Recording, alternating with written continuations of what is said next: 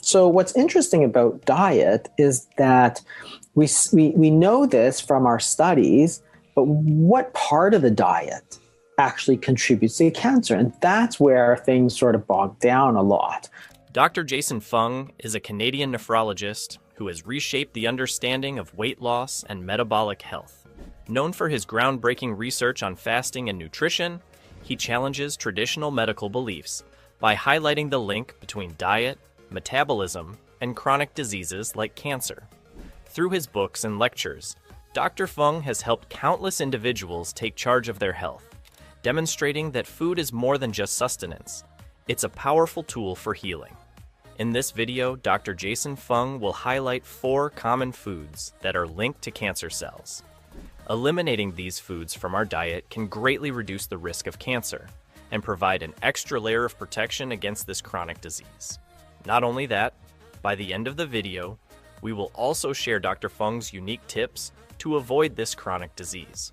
But before exploring the foods that feed cancer cells, let's hear what Dr. Fung has to say about what causes cancer. So in the 90s, so I went to medical school in the 90s, we talked about cancer and people had this idea that it was this genetic disease. It was actually not until 2003 when the first kind of convincing evidence came out that, hey, cancer is an obesity-related disease. And it turns out that it was a huge part of cancer. That is, if you look at the causes of cancer, sort of. Dr. Jason Fung emphasizes the strong connection between cancer and obesity. Excess body fat, especially visceral fat, triggers chronic inflammation, creating an environment that supports cancer growth. Obesity also disturbs hormonal balance, increasing levels of estrogen and insulin. Turns out that insulin is a major growth factor as well.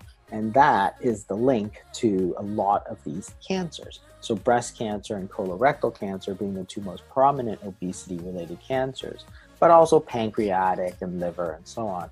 So hyperinsulinemia turns out to play a sort of huge role in those as well. And that's sort of linked through several different growth stimulating mechanisms of insulin. When insulin, a key blood sugar regulating hormone, is elevated, it can act as a growth stimulant, accelerating the spread of cancer cells. Additionally, since cancer cells rely on glucose for energy, high insulin levels further fuel their growth, making it a critical factor in cancer development.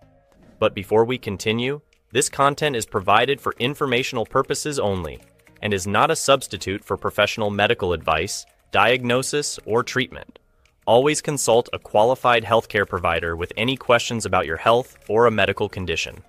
Do not disregard professional advice or delay seeking it because of something you have read here.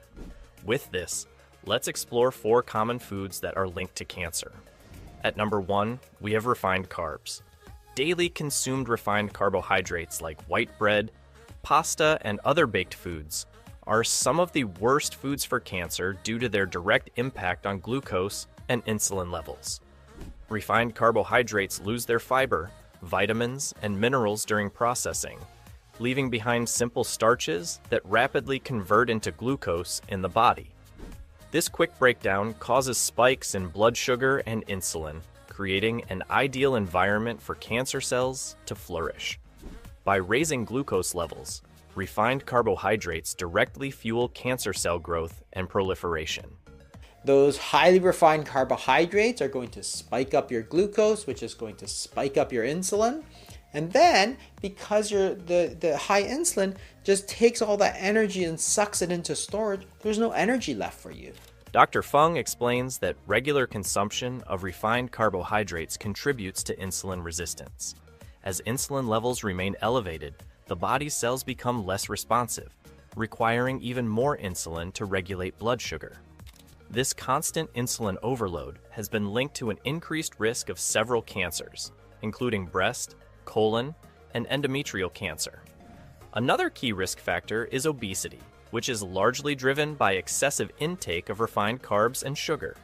Obesity leads to chronic inflammation and hormonal imbalances, both of which are strongly associated with a higher cancer risk. Dr. Fung emphasizes that addressing insulin resistance through dietary changes is essential for both weight management and cancer prevention. To stay healthy, focus on whole, nutrient-dense foods instead of refined carbohydrates. They don't spike blood sugar or insulin. Replacing refined carbs with healthy fats, such as avocados, olive oil, and nuts, can help stabilize blood sugar and reduce insulin levels.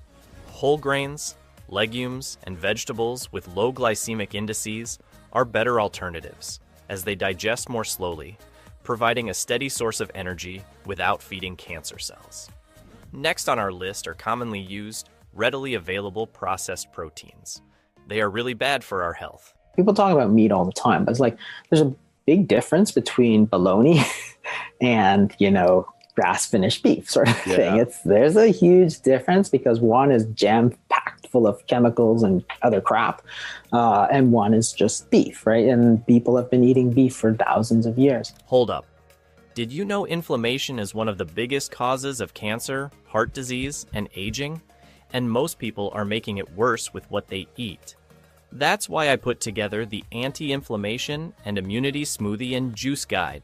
80-plus science-backed recipes designed to stop inflammation, boost immunity, and help your body heal. Grab your copy now from the video description below. Processed meats, such as sausages, bacon, and deli meats, are not only high in unhealthy fats, but also contain harmful additives like nitrates and nitrites, which have been linked to an increased cancer risk. Dr. Fung explains that consuming these processed proteins triggers inflammation, disrupts the body's metabolic balance, and promotes the growth of cancerous cells. The World Health Organization classifies processed meats as Group 1 carcinogens, indicating strong evidence that they contribute to cancer. A 2015 WHO report found that eating just 50 grams of processed meat daily, about 2 slices of bacon, raises the risk of colorectal cancer by 18%. This alarming statistic underscores the significant cancer risk even moderate consumption of processed meats can pose. Additionally, the American Institute for Cancer Research has linked high processed meat intake to an increased risk of stomach cancer, largely due to its high salt and preservative content. These findings support Dr. Fung's view that long-term consumption of processed proteins accelerates cancer cell growth. The key issue lies in the processing methods used, which introduce carcinogenic compounds that fuel cancer development. One significant concern is the formation of nitrosamines, compounds formed when nitrates interact with proteins under high temperatures, such as during grilling or frying.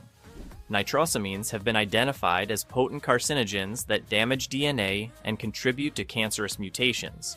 Do you know that processed proteins also pose significant cancer risk through the process of glycation, where sugars bind to proteins and fats, creating harmful compounds known as advanced glycation end products? They contribute to oxidative stress and inflammation, both of which are known to drive cancer growth. Processed meats are particularly high in glycan end products due to their preparation methods, such as smoking and grilling at high temperatures. What is the way out then? Grass-fed meats, wild-caught fish, organic poultry, and plant-based proteins such as legumes and nuts.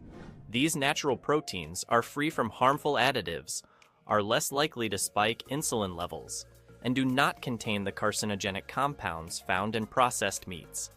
Before we move on, if you are looking to dive deeper into the worst drinks that feed cancer, be sure to subscribe to the VitaZen Health newsletter linked below.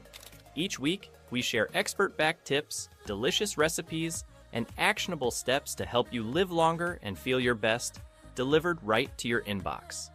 Another common food group that are linked with cancer are processed fats. Processed fats, especially omega-6 polyunsaturated fats, like processed vegetable oils, fried snacks, and fast food, can trigger inflammation in the body, which is a key factor in cancer development. Chronic inflammation creates an environment that allows cancer cells to thrive and spread. So in 1989, they were having evidence that eating a lot of these vegetable oils was actually very, very harmful. And a reanalysis by Ramsden in 2013 showed the same thing. If you actually look at all the polyunsaturated fatty acid studies and then break them down according to whether or not they contain omega-3s or omega-6s, because both are polyunsaturated, what you find in the top part there is that if you look at studies that primarily increase omega-6 fatty acids, so vegetable oils, you have an increased mortality.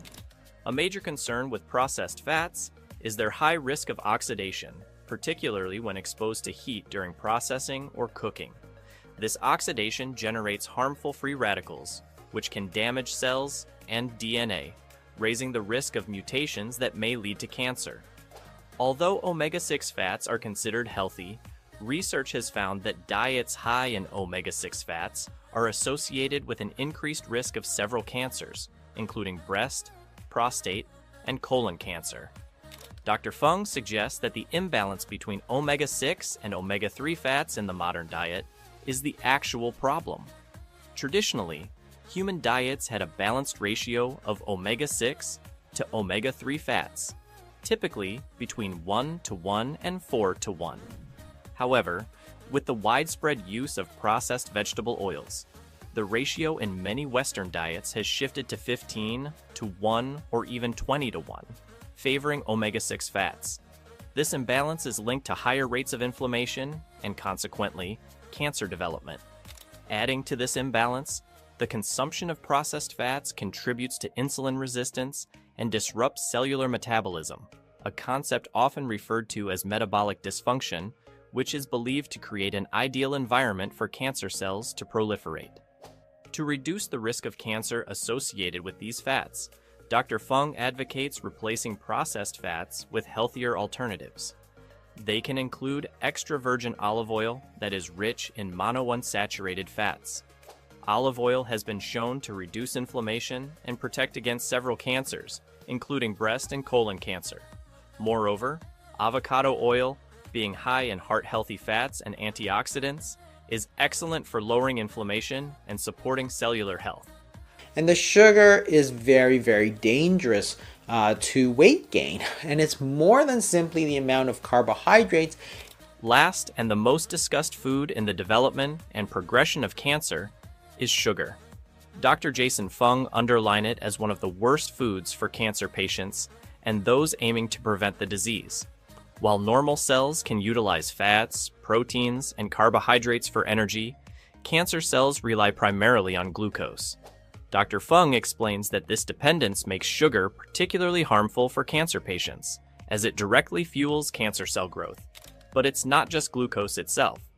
The connection between sugar and cancer is further intensified by its impact on insulin levels. When sugar is consumed, it triggers insulin spikes.